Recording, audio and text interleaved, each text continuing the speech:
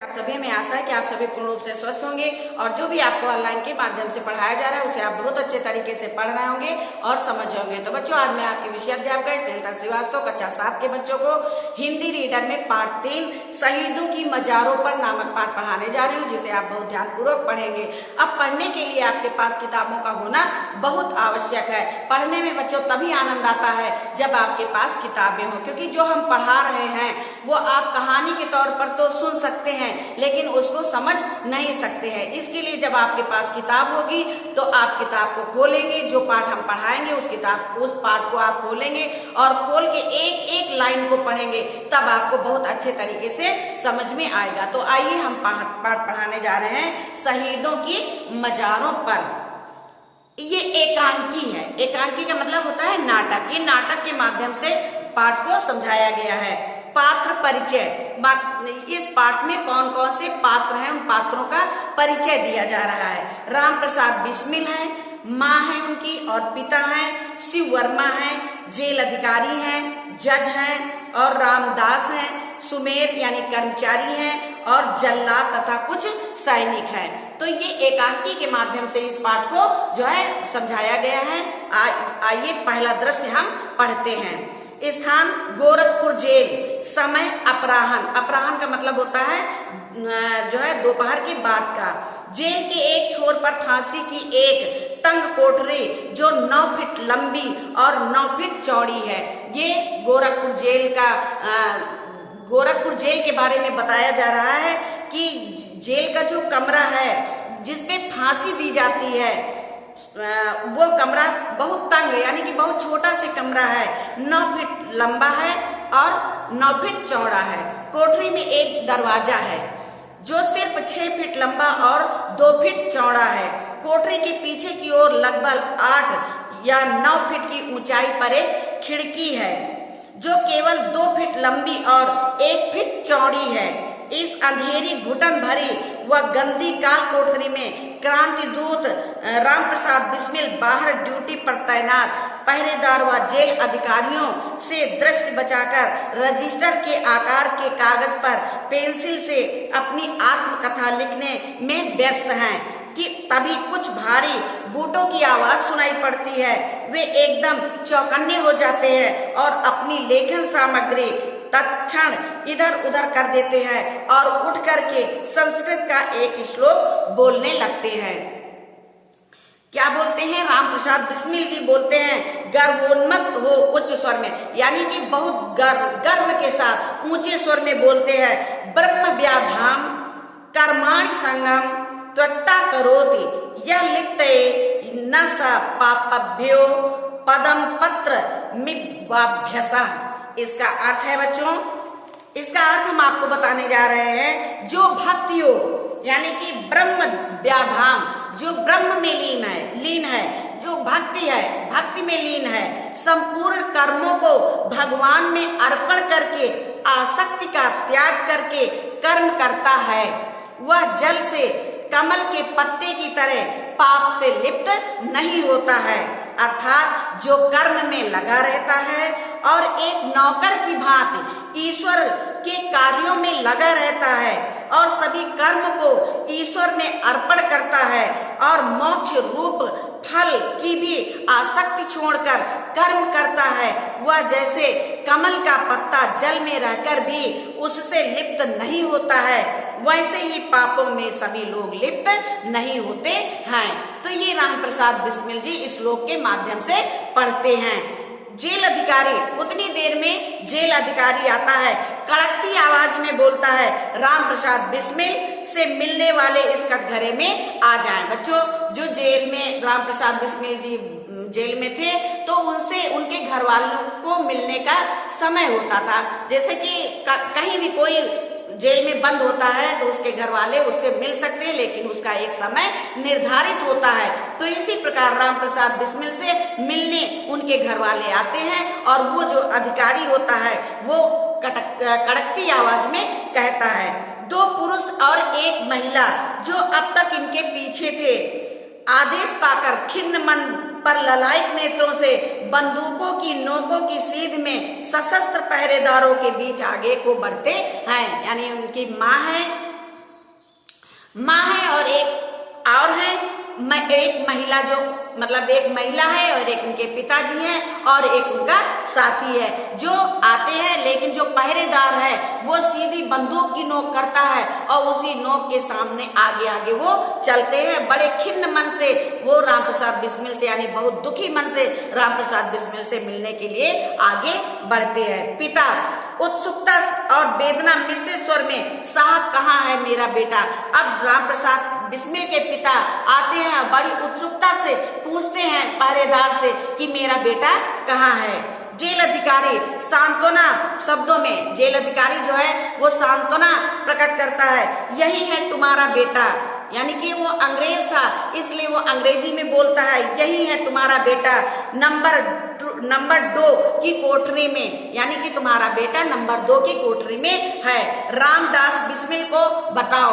अब वो कहता है कि रामप्रसाद बिस्मिल को बताओ, उनका माता पिता उनसे मिलने आया है, उनके माता पिता उनसे मिलने आए हैं। वे लोग आगे बढ़ते हैं। रामप्रसाद बिस्मिल को सूचित किया जाता है। बिस्मिल की आंखें प्रसन्नता से चमक उठती हैं, वे सींचों के बीच की ओर झांकने लगते हैं। तभी अधिकारी और स्वजन फाटक पर आ जाते हैं। अब रामप्रसाद बिस्मिल से जब बताया जाता है कि उनके माता पिता उनसे मिलने आए हैं तो वे बहुत प्रसन्नता से, उनकी आंखें चमक उठती हैं और वे बाहर सींचों, यानी जो खिड़की में जो राडें पड़ी होती हैं तो वो उनमें से झांकने लगते हैं और अपने माता पिता और जो स्वजन हैं उनको फाटक पर देखने लगते हैं।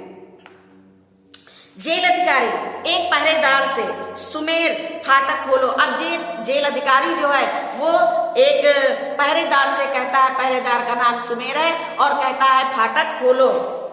ताला खुलते ही काल कोठरी में प्रकाश उनके मुखमंडल को दीप्त करता है और वायु उनके चरणों को स्पर्श करती है। जेल अधिकारी जैसे ही कहता है फाटक को खोलो तो जैसे ही ताला खुलता है वैसे उस काल कोठरी में थोड़ा से प्रकाश आ जाता है और थोड़ी से हवा आ जाती है। बिस्मिल सिंह की भांति निर्भीक हृदय से मुस्कुराते हुए, नमस्कार भैया, कहो सब ठीक है। अब बिस्मिल जब देखते हैं अपने स्वजन को, अपने परिवार वालों को, तो मुस्कुराते हैं और कहते हैं कि भैया सब ठीक है। सुमेर हृदय निराशा में डूबा, नेत्र बुझे से और उदय कंठ से हाँ केवल सिर हिलाता है और अपनी जेब से एक छोटा सा सरकारी कागज निकालता है। सुमेर आता है और बिस्मिल से कहता है, बहुत निराश होकर कहता है, बहुत रुंधे कंठ से, यानी कि बहुत रुआसा हो जाता है और केवल सिर हिला देता है और एक जेब से छोटा से कागज का टुकड़ा निकालकर बिस्मिल को देता है। बिस्मिल उत्सुकता बस, इसमें क्या है मेरे लिए भैया? सुमेर साहस बटोरकर फिर भी दबी आवाज में प्राण निकल जाने तक गले में फंदा डालकर लटका दिया जाएगा, इतना कहते हुए उसकी आंखें छलछला आती हैं और कागज मोड़ता हुआ वह उल्टे कदमों से पीछे को लौटने लगता है। सुमेर कागज देता है तो बिस्मिल कहते हैं कि इसमें क्या लिखा हुआ है, तो वो बताता है कि प्राण निकल जाने तक फंदा डालकर लटका दिया जाएगा, यानी कि आपके जब तक प्राण नहीं निकल जाएंगे तब तक फांसी का फंदा आपके गले में लटकता रहेगा। इतना कहते हुए उस जो है सुमेर की आंखें छलछला जाती हैं, वो रोने लगता है और उल्टे कदमों से लौटने लगता है। इसी समय तक वे लोग भी फाटक पर पहुंच चुके होते हैं और फांसी का फरमान सुन लेते हैं। और जैसे ही वो पहरेदार सुमेर जाता है तो जो पहरेदार कहता है वो उसके स्वजन भी सुन लेते हैं फाटक पर आते समय। बिस्मिल उस्तंग हो, वाह! बिजयोल्लास से उनकी दोनों भुजाओं को ऊपर उठाते हुए वे इस प्रकार ठहाका मारकर हंसते हैं कि सूनी कोठरी दहल जाती है और वे गाने लगते हैं। जैसे ही सुमेर ये बता करके जाता है कि तुमको फांसी दी जाएगी, ठीक है, तो वो बिस्मिल जो होते हैं वो बहुत ठहाका मारकर हंसते हैं और अपने दोनों हाथों को उठा करके इस प्रकार ठहाका लगाते हैं कि वो सूनी कोठरी भी दहल जाती है और गाना गाने लगते हैं। क्या गाते हैं? बहे बहरे फना में जल दिया रब लाश बिस्मिल की भूखी मछलियां हैं, जौहरे शमशीर कातिल की, समझकर फूंकना इसको जरा ये दागे नाकामी, बहुत से घर भी हैं आबाद इस उजड़े हुए दिल के। ये गीत राम प्रसाद बिस्मिल गाते हैं। तभी उनके माता पिता और शिव वर्मा बिल्कुल ही उनके सामने आ जाते। जैसे ही राम प्रसाद बिस्मिल ये गाना गाते हैं वैसे ही उनके माता पिता उनके सामने आ जाते हैं। पिता उन्हें देखकर मोहाव्रत हो दोनों हाथ फैलाकर उन्हें अंक में भरने को लपकते हैं। पिताजी आते हैं और मोह बस जो है राम प्रसाद बिस्मिल को अपने दोनों हाथों से जो है अंक में भरने यानी गोद में उठाने की कोशिश करते हैं बेटा, और कहते हैं बेटा। बिस्मिल का प्रेम विभोर होकर बिस्मिल बहुत प्रेम भरे स्वर में कहते हैं पिताजी, कहते हुए उनके पैरों को छूते हैं। पिता उनकी हिचकी बंध जाती है और केवल अंक में भरने के सिवाय कुछ नहीं कह पाते हैं और ममता अश्रु बिंदुओं के रूप में तरल उठती है। बेटा बेटा, जब दोनों बाप और बेटे राम प्रसाद बिस्मिल और उनके पिता जब दोनों मिलते हैं तो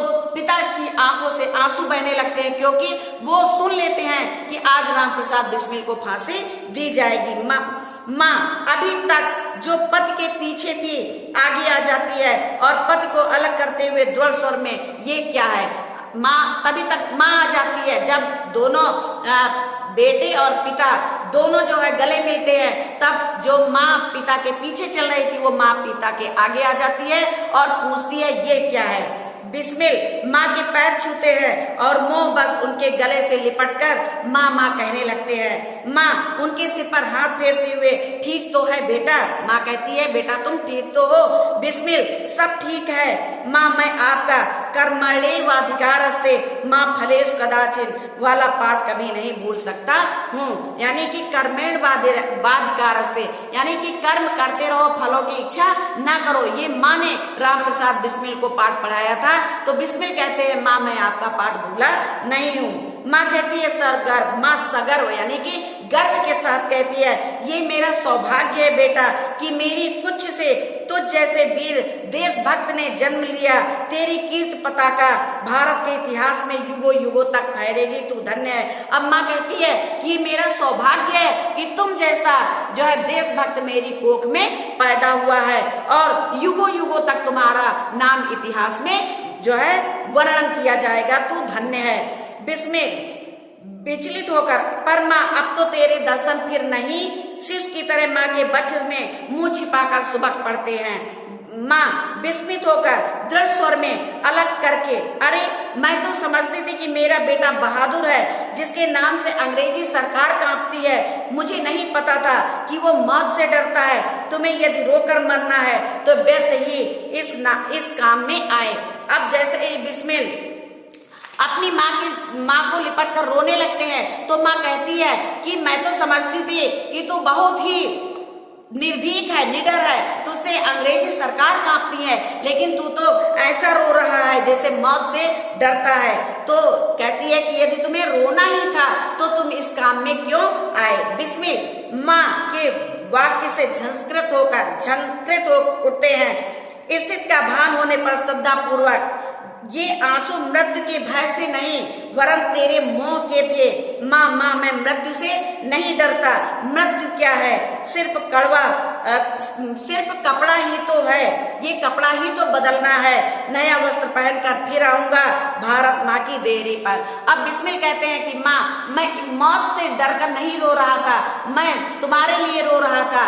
अब मैं मौत से नहीं डरता हूँ। जैसे व्यक्ति पुराना कपड़ा त्याग देता है और नया कपड़ा पहनता है, उसी प्रकार मैं पुराना कपड़ा यानी पुरानी देह को त्याग कर नई देह में आऊंगा और भारत माता की देरी पर फिर आऊंगा।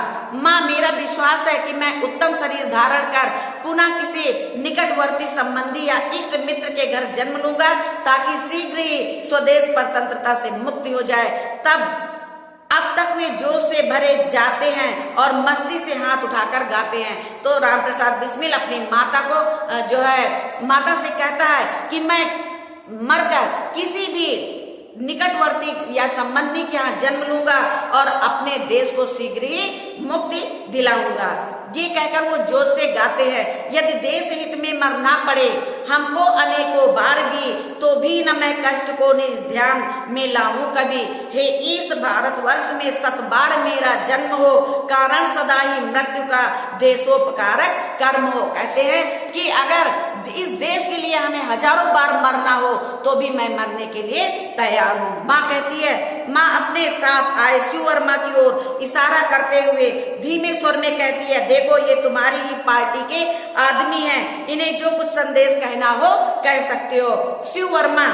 शिव वर्मा जो था वो उन्हीं की पार्टी का एक आदमी था। तो माँ कहती है कि तुम्हें अपनी पार्टी से कुछ कहना है तो इनके द्वारा कहलवा सकते हो। शिव वर्मा डबडबाई आंखों से, भाई अब तो भारत माँ से यही प्रार्थना है और बलिदान न ले और प्रसन्न हो जाए।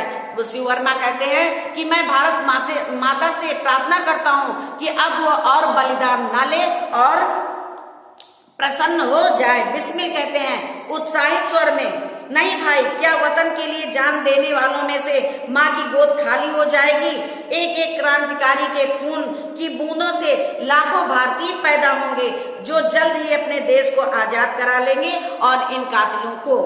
जेल अधिकारी ऊंचे स्वर में, मिलने का टाइम खत्म हो चुका, फाटक का ताला बंद करो। अब जेल अधिकारी कहता है कि मिलने का टाइम खत्म हो चुका है और जेल का ताला जो है बंद कर दिया जाए। तो बच्चों, आज हमने आपको ये पार्ट 3 का पहला भाग पढ़ाया, यानी कि पेज नंबर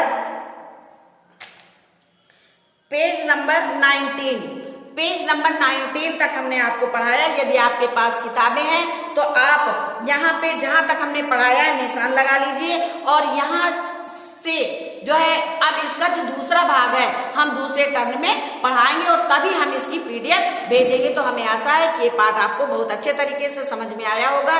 अब ये आधा पाठ यहीं पे समाप्त होता है। धन्यवाद।